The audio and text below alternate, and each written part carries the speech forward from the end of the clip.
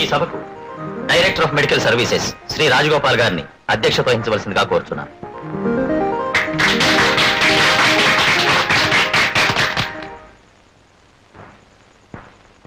Good friends, ఇప్పుడు ప్రఖ్యాత doctor Shri కోదండరామారావు గారు మెడికల్ డిగ్రీలు పుచ్చుకుని జీవితాల్లోకి ప్రవేశించే మీకు తమ అమూల్యమైన సందేశాన్ని ఇస్తారు.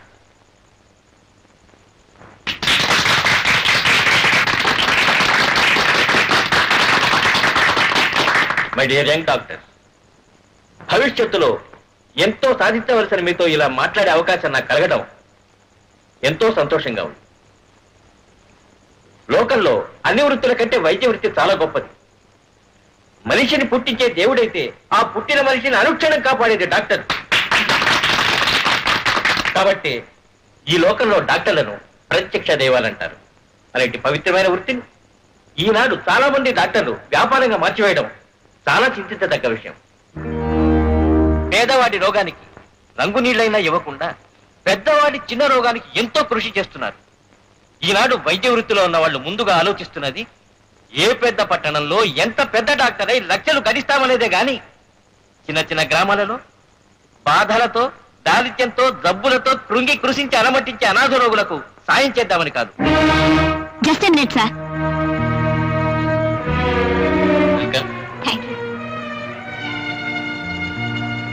మై డియర్ ఫ్రెండ్స్, ఆవేదనతోనూ ఆవేశంతోనూ డాక్టర్ కోదండరామారావు గారు తమ మనసులోని మాట చెప్పారు. కానీ ఆయన ఒక విషయంలో పొరపాటు పడ్డారనిపిస్తుంది. ప్రతి డాక్టరు డబ్బుకు అమ్ముడుపోతాడనుకోవడం తప్పు. లోకంలో ప్రతి విషయంలో మంచి చెడ్డ ఉన్నట్టే డాక్టర్లలో కొంతమంది స్వార్థపరులు ఉండొచ్చు, కొంతమందికి ధనాసు ఉండొచ్చు. కానీ అందరూ అలాంటి వారే అనడం అన్యాయం. Very good, very good. నీ ఉత్సాహాన్ని ఎంతో అభినందిస్తున్నానమ్మా. నీవిప్పుడు మాటల్లో చెప్పిందని చేతల్లో కూడా చేసి చూపించిన రోజున నీ తల్లిదండ్రుల కన్నా కూడా నేనెక్కువ ఆనందిస్తానమ్మా. తప్పకుండా డాక్టర్ గారు. నా చదువు, నా జీవితం పేదవాళ్ళకి సాయం చేయడానికి అంకితం చేస్తాను. బాధపడే మనిషికి డబ్బుందా లేదా అన్నది అనవసరం. ఆ మనిషిని రక్షించి బాగుపరచాలన్నదే నా ఆశయం. అందుకే ఈరోజు అందరి ముందు మనస్ఫూర్తిగా ప్రమాణం చేస్తున్నాను.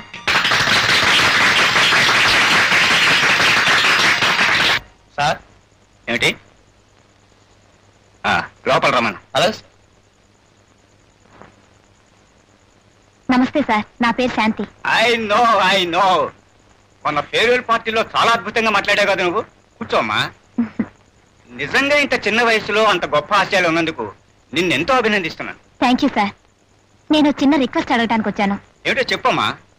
నన్ను గవర్నమెంట్ డాక్టర్గా ఏదో ఒక ఊరికి అపాయింట్ చేసే అధికారం మీదే అని నాకు తెలుసు. నేను ప్రత్యేకంగా ఒక ఊరికి డాక్టర్గా వెళ్ళాలనుకుంటున్నాను. దయచేసి మీరు నన్ను అక్కడికి అపాయింట్ చేయాలి. ఇలాంటి డాక్టర్ ఏ ఊరికి వెళితే అది ఆ ఊరు ప్రజల అదృష్టం అమ్మా. చెప్పు, ఏ ఊరు వెళ్ళాలనుకుంటున్నావు? భద్రాచలం దగ్గర మారుమూలలో ఉన్న సిరిపురం సార్. వాట్? సిరిపురం? అవును సార్. చూడమ్మా, ఆ ఊరు సంగతి తెలియక నువ్వు అక్కడికి వెళ్ళాలనుకుంటున్నావు. అది చాలా ప్రమాదకరమైన ఊరు. ఊరు ఎలాంటిదైనా మనుషులంతా ఒకటేగా సార్. అక్కడే నువ్వు పొరపడుతున్నావు. ఆ ఊళ్ళో ఉండేది మనస్సున్న మనుషులు కాదు, మానవత్వం లేని రాక్షసులు. అక్కడికి వెళ్ళిన ఏ డాక్టరు ప్రాణాలతో తిరిగి రాలేదు. అందుకే ఎవరిని అపాయింట్ చేద్దామన్నా ఎవరు వెళ్ళనంటారు. నా మాట విని. సార్, వృత్తిని నమ్ముకున్న నాకు ఏ ఊరైనా పర్వాలేదు. ప్లీజ్ దయచేసి నన్ను అక్కడే అపాయింట్ చేయండి. ఆల్ రైట్, నీకు నువ్వుగా కావాలంటుంటే నేనేం కాదనలేను. నేను భగవంతుని ప్రార్థించేదల్లా నీకే ప్రమాదం జరగకూడదని. నీ అపాయింట్మెంట్ అక్కడే వచ్చేలా చూస్తాను. Wish you best of luck.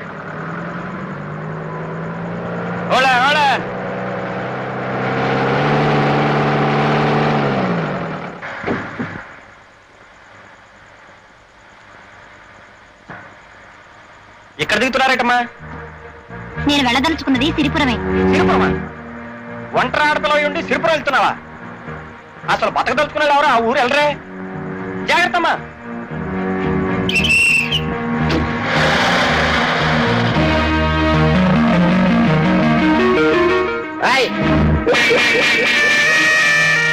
ఇదిగో నువ్వేనా కొత్త డాక్టర్ అమ్మవే?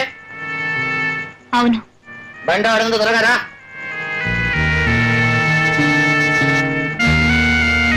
అలా చూస్తాడు, సామాన్ తీసుకురా.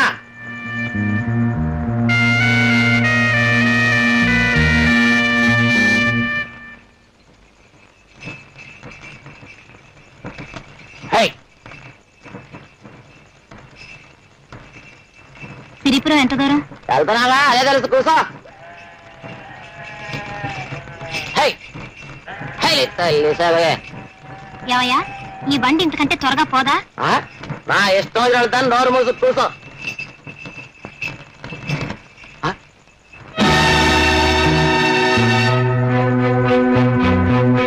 ఏమైంది? బండి ఎందుకు ఆగింది? అట చూడు, నీకే తెలుస్తుంది. దిగి వాటిని పక్కకు తోలేసి రావచ్చు కదా. వాటిని తోటమే, మధ్యలోని మాటలు మాట్లాడబాక. అవి ఎవరు అనుకుంటున్నావు? రాజన్నయ్య. అయితే అయితేనా?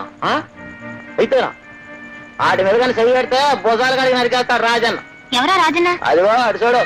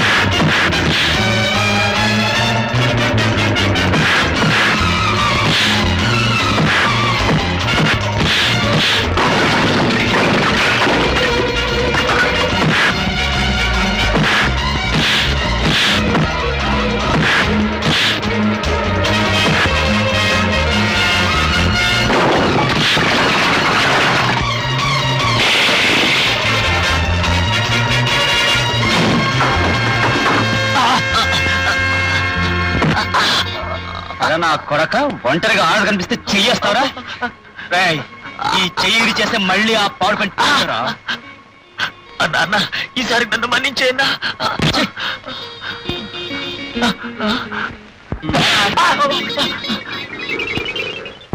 నీకేం భయలేదమ్మా, నువ్వు వెళ్ళు.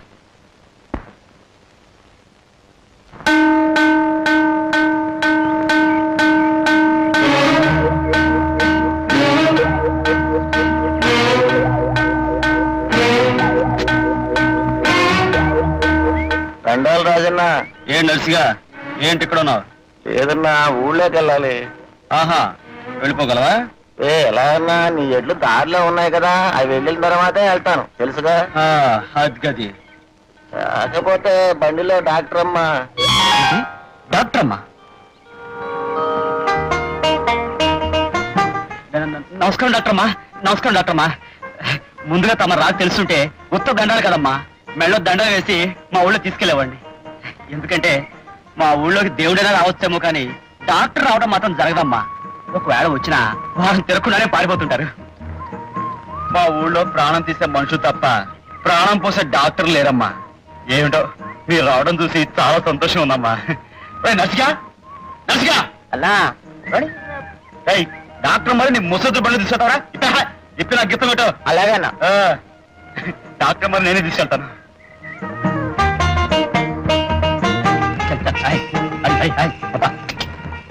ఒకసారి బండాపు.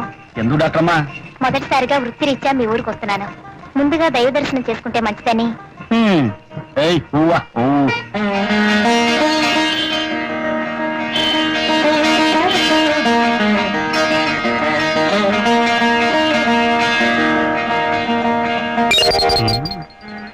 ఎవరమ్మా నువ్వు?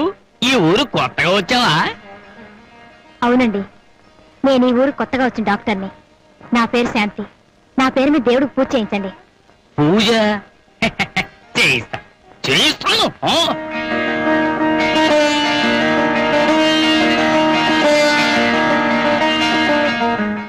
సరే గాని దేశంలో 1,00,000 ఊళ్ళుంటావు, నువ్వు మా నెత్తి మీదకి ఎదగాల. మా ఊళ్ళో అందరూ రోగిష్టి విధాలు ఉన్నారనుకుంటున్నావా? ఇలా నీ రాత ఎలా రాసి పెట్టిందో.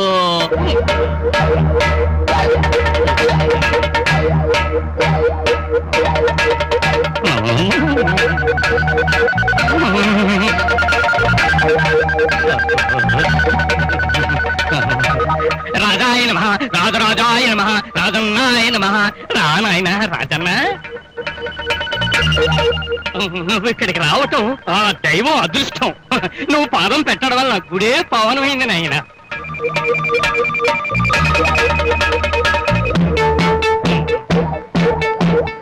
ఇదిగో నాయన అగ్గి పెట్టి.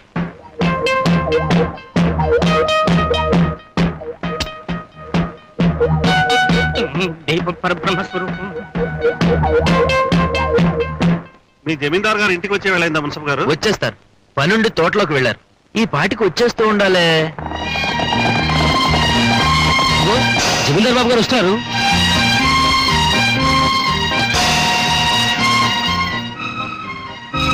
నమస్కారం జమీందార్ బాబు. జమీందార్ గారు, ఈయన పట్నం నుంచి వచ్చిన ఎలక్షన్ ఆఫీసర్. తమ దర్శనం కోసం వేచి ఉన్నారు. మా దర్శనం కోసమా? ఏమిటి ఏమిటి విశేషాలు? ఏం లేదండి, ఈ ఏడాది మీ ఊర్లో కూడా ఎన్నికలు జరిపించి గ్రామ సర్పంచ్ ఏమిటి ఏమిటి మీరనేది? మా గ్రామంలో ఎన్నికల? మేమేమని సెలవిచ్చాం? మా గ్రామంలో ఎన్నికల అని సెలవిచ్చారండి. సర్కారు వారికి మన గ్రామ విషయం తమ విషయం తెలియక పంపించుంటారు ఆఫీసర్ గారిని. చూడు ఆఫీసరు, కొత్తగా మా ఊరికి పెద్ద దిక్కును ఎన్నుకోవాల్సిన అవసరం లేదు. తరతరాలుగా మా గ్రామానికి పెద్దగా మా జమీందారు గారు వంశ పురుషులే ఉంటున్నారు. ఇక్కడ ప్రజలకు కష్టాలు రాకుండా, గ్రామంలో తగదాలు రాకుండా, దొంగలు రాకుండా, వాళ్ళ కోసం పోలీసులు రాకుండా, కరువు కాటకాలు రాకుండా, తమ లాంటి ఆఫీసర్లు రాకుండా మా జమీందార్ బాబు గారే చూసుకుంటున్నారు. మా ఊరి న్యాయస్థానం వారింటి మెట్లే. మా ఊరికి చట్టం వారి నోటి మాటే. వారికెవరైనా ఎదురొస్తే ఆడి మెడకాయ మీద తలకాయ నేల రాలిపోద్ది. విన్నారుగా మా గ్రామం పరిస్థితి. ఇంకా మాకు ఎన్నికలు ఎందుకు? మేమేమని సెలవిచ్చాం? మీ ఊళ్ళో ఎన్నికలు ఎందుకని సెలవిచ్చారు? అలాగని ఒక రిపోర్ట్ రాసి పంపండి. వస్తాను.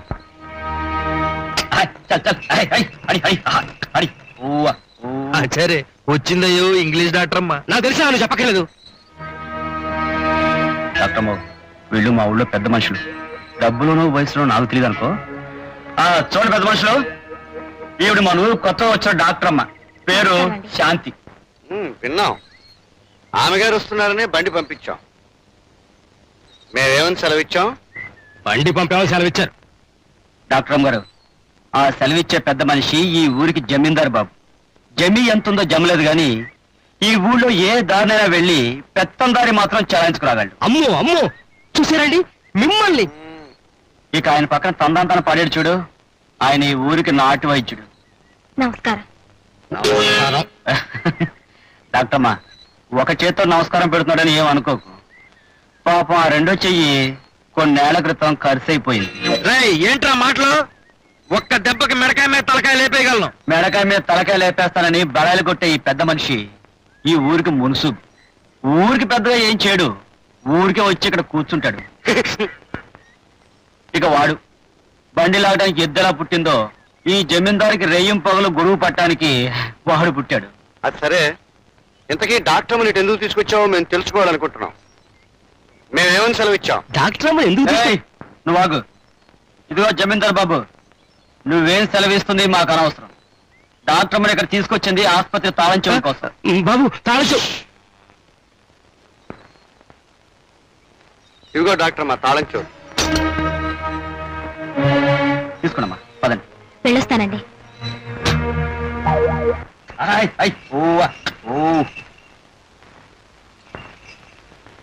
డాక్టర్ గారు, ఇదేనండి మీ ఆసుపత్రి. మీరు లోపలికి వెళ్ళండి, సామాన్ పడుకొచ్చేస్తాను.